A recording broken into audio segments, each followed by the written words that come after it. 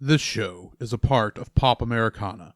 For more great shows like this one, please check the link in the episode description. Cartoons, the animated frontier. These are the voyages of the Cellcast podcast. Its continuing mission to explore strange new cartoons, to seek out new animation styles and new creative storytelling methods, to boldly go where so few ever go again.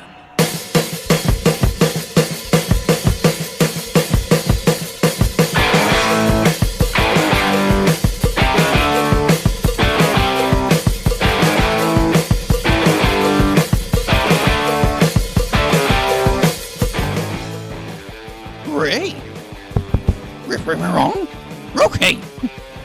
This progress is a part of Christian Geek Central Network. Wrong. Hey, Scoop, what are you doing, man? I don't know. I'm supposed to be reading an ad. All right, hold on. Give me it. Okay.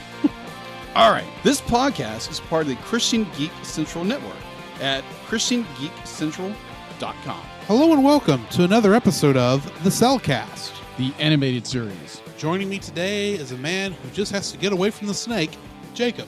I hate snakes, Chuck. I hate them.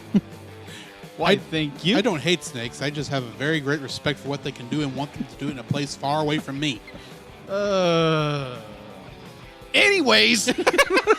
Why, thank you. And I'd like to introduce our co-host, a man who,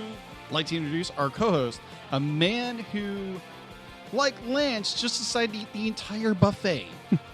Welcome, Drew. How are you doing today, Jacob? I am doing spider spectacularly. Okay. Once again, ladies and gentlemen, we are working our way through Tangled the Series, and today we are on Season 1, Episode 11, Pascal's Story, which first aired on August 20th, 2017.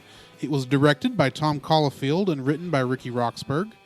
It features Ivy George playing young Rapunzel. Going into the summary, when Pascal begins to feel like he does not fit into Rapunzel's new life in the castle, he runs away back to the tower. Going into the trivia, for this episode, we do get to see how Rapunzel and Pascal meet. We return to the tower for the first time since the end of the movie. As connected to that, when Eugene is talking to Cassandra about it, he says that he has a strict rule about dying in the same place twice, referencing his death from the movie. Also, Rapunzel's cut hair is still sprawled around the tower. I love that part. I find that interesting too, but at the same part I'm going, how long does hair last? And how long has it been? What point does it start breaking down, or does other things start breaking it down? Because we can at least see there's spiders now in the tower. And I'm assuming other things that break down this sort of thing are there. Yeah. But it was a good touch, either way. It's a good touch. I'm going with it still has some magical properties left. Yeah. That's what I'm going with. This is the first episode to feature an additional song. In this case, Friendship Song. It's played for 5 seconds at the end of the episode. It's like it starts, and you think it's going to get going, and then it's like, and here's the end of the episode. Okay. Yeah. Thanks. All right. And this is the second time on the show we've heard the healing incantation. This time we get to hear the whole thing. Yes. And the ending scene art style references the end of it during the Friendship Song, the art style in that references the credits of Tangled. That is very true. So this episode, I have to say, is probably one of the best written episodes we've seen yet. Yeah, I would agree with you on that. Well done. On one hand, this is one of the best written episodes we've seen so far on this. Yeah. And the good part about this is one of those episodes that you can kind of tell was made a little bit on the cheap. Yeah. Or at least this was the episode they did not quite budget as much money to, because you do not have quite as many voice actors in this episode as you do in the others. Yeah, as you do in many of the other episodes. This is because most TV shows, they have the big moments. They have each episode's budgeted evenly, but you may need to spend more money in this episode, so you have to take money from another episode. So most TV shows, if you've ever noticed, usually have one boring episode. Yeah. That's quick and simple and easy to make. And in many ways, this is that episode for this show.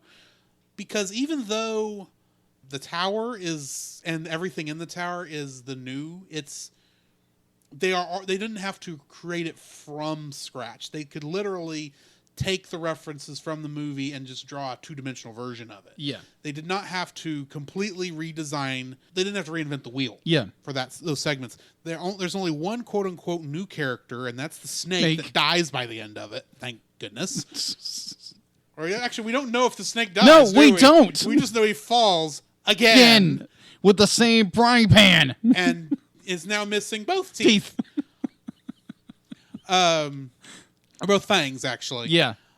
So this is a very good use of, okay, we've got to have this more cheaply made episode in order to cover everything else we're doing so far. Right. So they do this, and it works beautifully, I think. Oh, yeah, absolutely. It's an excellent use of assets. Oh, yeah.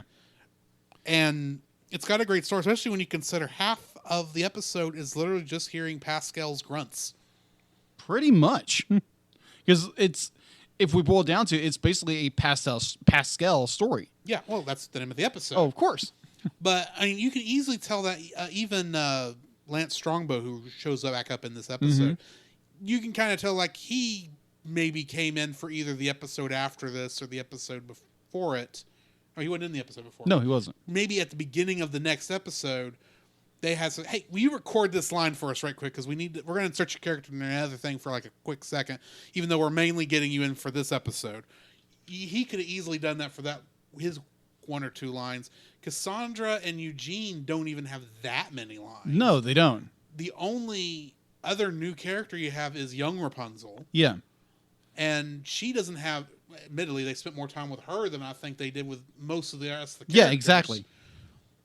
And you get the heartbreaking story of the fact that Pascal's mom died saving his life. Yeah, she sacrificed herself for her child. Yeah. It's like, holy crap! Yeah, that was. You're starting the episode like this? Yeah, that was so incredibly well done.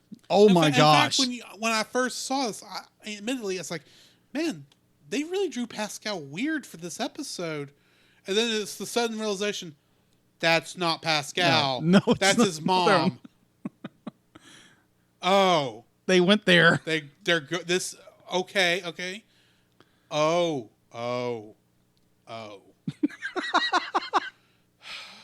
Break my heart. Why don't you, Disney? Yeah. Again. But then the whole thing is like you can really feel the love between Pascal and Rapunzel in this episode, and I love how even though Rapunzel's trying her best to spend time, she is. Her duties are pulling so much from her. Oh yeah, that it's next to impossible for her to get any time. So when she realizes Pascal's gone, he could be in trouble. I cannot do all this other stuff. I have to take care of him now. She puts her foot down, or her big toe. I'm going to say foot. Okay, foot, and says, "No. Here's what we're going to do.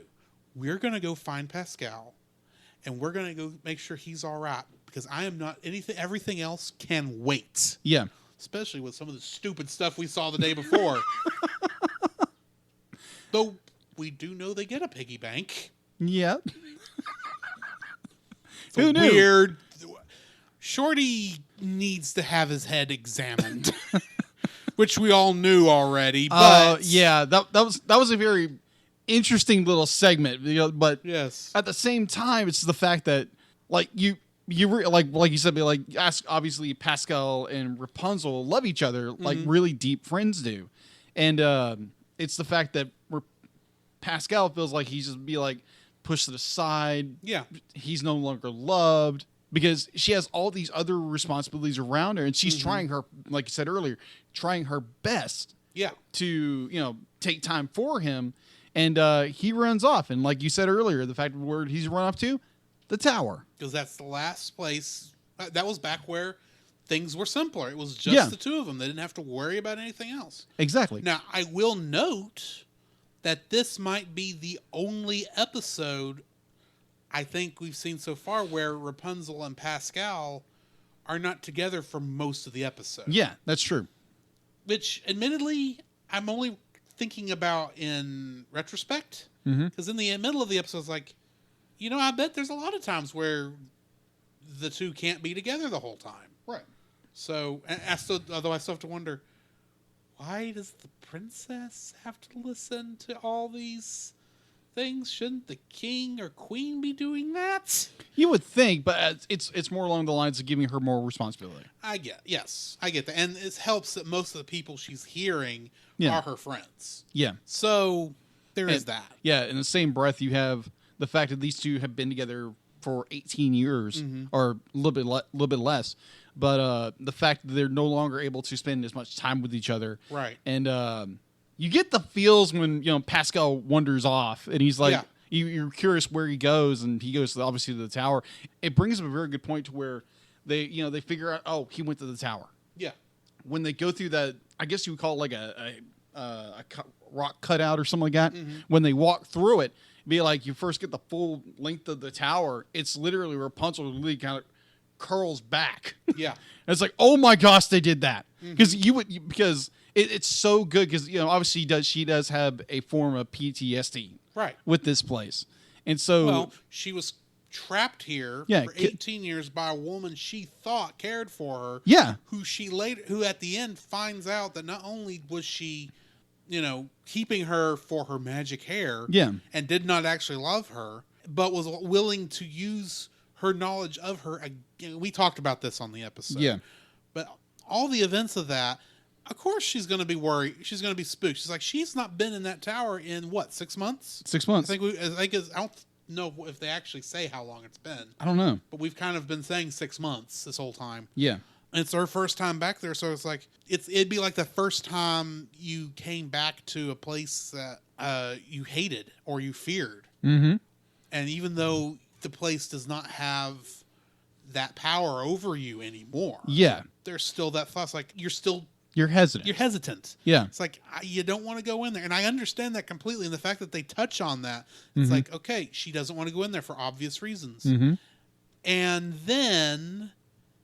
But she's still brave enough to go in there to find her friend because her friend is that important to her. Oh yeah, and another point would be the fact like when she gets into the tower, like she's going up the second time she's only gone in this way is up that stairwell. It's like literally she stops and has to tell her something be like it's just a tower. There's nothing wrong. Be like you don't have to be afraid of it. And so she takes that stand because it's be like this is my best friend. I have to help him.